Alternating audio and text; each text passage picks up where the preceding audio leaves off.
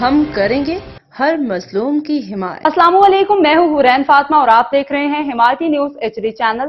نظر ڈالتے ہیں آج کی اہم خبروں پر۔ ٹھٹہ میں لڑکی کا اپنی مرضی سے نکاح، وڈیرے اور خاندان کے دباؤ کو مسترد کرتے ہوئے بیان حلفی جمع، حکومت بالا سے تحفظ کی اپیل۔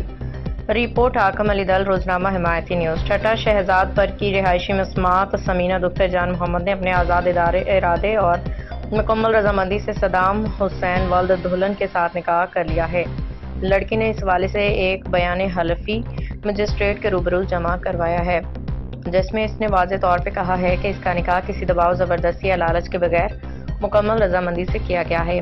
بیان حلفی کے مطابق مسمات سمینہ نے بتایا کہ وہ کاسٹ خاص فیلی سے تعلق رکھتی ہے اور اس کے والدین و بھائی منیر حسن، محمد حسن اور میر حسن وڈیرہ میر عالم وسان کے زمینوں پہ ہاری کسان کا کام کرتے ہیں۔ اس نے الزام عائد کیا کہ وڈیرہ میر عالم وسان نے اس کی شادی زبردستی ایک 50 سال سے زائد عمر کے بزرگ شخص سے کرانے کی کوشش کی، جس پہ اس نے انکار کر دیا۔ مسمات سمینہ نے اپنے بیان میں کہا، میں نے اپنی مرضی اور خوشی سے صدام حسین ولد دلہن سے نکاح کیا ہے۔ اگر مجھے یا میرے شوہر کو کسی قسم کا نقصان پہنچایا یا جھوٹی FIR درج کرائی گئی تو اس کے تمام تر ذمہ داری میر عالم وسان، میرے بھائیوں میر حسن، منیر حسن، محمد حسن، میر حسن اور والدین پہ عائد ہوگی۔ اس نے مزید کہا کہ وہ عاقل و بالغ مسلمان خاتون ہے اور اپنے فیصلے خود کرنے کی صلاحیت رکھتی ہے۔ نکاح کے بعد وہ اپنے شوہر کے ساتھ خوشگوار زندگی گزارنا چاہتی ہے اور کسی دباؤ یا جبر کا سامنا نہیں کرنا چاہتی۔ بیان کے مطابق اس کے نکاح کی قانونی تصدیق ایڈوکیٹ شاہد علی ٹھٹہ نے کی، جنہوں نے اس بات کا مقدمہ بھی لڑا۔ نکاح کے تمام کاغذات، تصدیق شدہ دستاویزات محفوظ طور پہ مکمل کی گئی ہیں۔ مسمات سمینہ نے حکومت سندھ ضلعی انتظامیہ قانون نافذ کرنے والے اداروں سے اپیل کی ہے کہ انہیں اور ان کے شوہر کو ہر ممکن تحفظ فراہم کیا جائے تاکہ بااثر وڈیرے یا اہل خانہ کی جانب سے کسی بھی انتقامی کارروائی سے محفوظ رکھا جا سکے۔ بیان کے آخر میں مسمات سمینہ کا انگوٹھے کا نشان، تصویر و تصدیق صدام حسین ولد دلہن شناختی کارڈ نمبر 361611444203 کے ذریعے کی گئی۔ اختتام روزنامہ حمایتی نیوز۔ جی میں حکم اللہ، آپ دیکھ رہے ہیں حمایتی نیوز، ہمیشہ حمایت کرتا رہا، مظلوم کی آواز اٹھاتا رہا۔ تو آج میں بات کروں گا شہر شہزاد پور کی۔ وہاں سے ایک جوڑا آیا ہے، پیار کا پڑھنا کیا ہے انہوں نے اور کورٹ میرج کیا ہوا ہے، انہوں نے نکاح ڈالا ہوا ہے۔ تو ہمارے ساتھ موجود ہے، زیادہ رائے ان سے لیتے تو ان کا کیا کہنا ہے۔ وعلیکم السلام۔ کیا نالو سر؟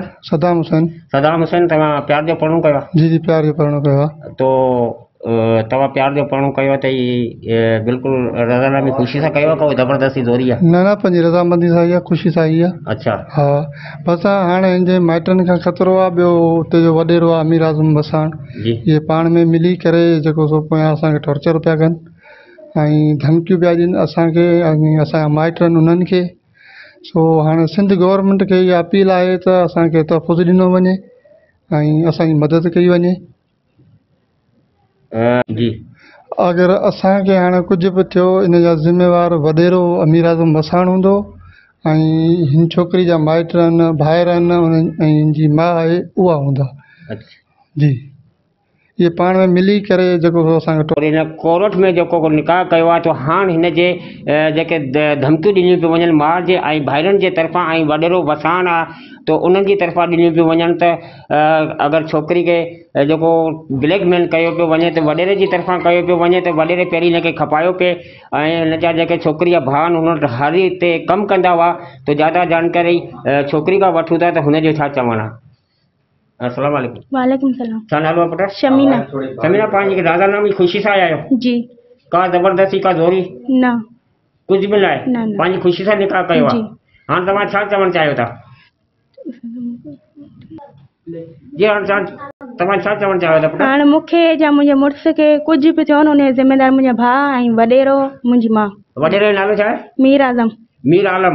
उहो तोखे खपाए रहियो हुते जी ज़बरदस्ती? जी जी। ॿिए किथे शादी कराई जी। उनजी उमिरि घणी हुई? 60 खां 70 साल भी। 60-70 साल जे शख़्स सां शादी कराई आहे। तुंहिंजा भाउ छा कंदा आहिनि? हुन हरी पाई कंदा आहिनि? जी। उन्हनि वटि बली कंदा आहिनि? हा।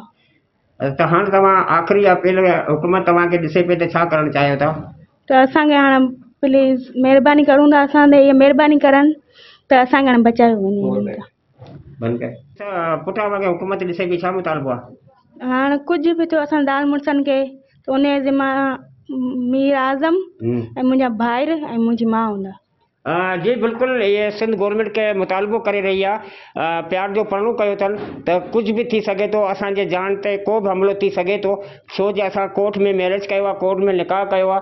उन खां बुजुर्ग वॾेरो जेको आहे उहो धमकियूं ॾेई रहियो आहे ऐं हिन जा भाउ बि धमकियूं ॾेई रहिया आहिनि। इन जे करे असांखे अगरि कुझु बि ज़ाल मुड़ुस खे थियो त इन जो ज़िम्मेवार छोकिरी चवे थी मुंहिंजी माउ ऐं मुंहिंजा भाइर ऐं हुते जेको वॾेरो आहे उहे हूंदा ऐं हुकूमत खां तासुब चवणु चाहियां थी त मूंखे तासुब ॾिनो वञे। जी ॿारनि जा छा नाला ॿुधाया? मुनीर हसन, मोहम्मद हसन, मीर हसन, केरनि पाण खाशकेली, ख़ासि करे तव्हांजी माउ जो नालो? रुखसाना, वॾेरे जो नालो छा आहे? मीर आलम, कहिड़ा ज़ात जो? वसाण। वसाण। जी बिल्कुलु, वसाण मीरम के हिन ते टॉर्चर करे रहियो आहे ऐं धमकियूं ॾेई रहियो आहे ऐं हिन जा भाइर जेके आहिनि हुन वटि हरी पाऊ कंदा आहिनि ऐं हुन वटि कमाईंदा आहिनि त हिनखे हिकिड़े अहिड़े शख़्स सां शादी कराई पई वई तो ये उनके मुनासिब कोन लॻो जेको हिन जी उमिरि खां वधीक हो। तो इहा हुकूमत ज़िले गवर्नमेंट सां आसिफ अली ज़रदारी साहब सां और बिलावल चेयरमैन बिलावल भुट्टो साहब खे अपील करे रही आहे त असांखे तासुब ॾिनो वञे। जो कुझु बि असां सां थियो या असांखे का बि ॻाल्हि थी त हिन जा ज़िम्मेवार वॾेरो ऐं मुंहिंजा माउ ऐं भाइर हूंदा। जी खबर रहिए हर जगह हर वक्त, जानिए मुल्की और गैर मुल्की हालात वाक़यात यकीन के साथ।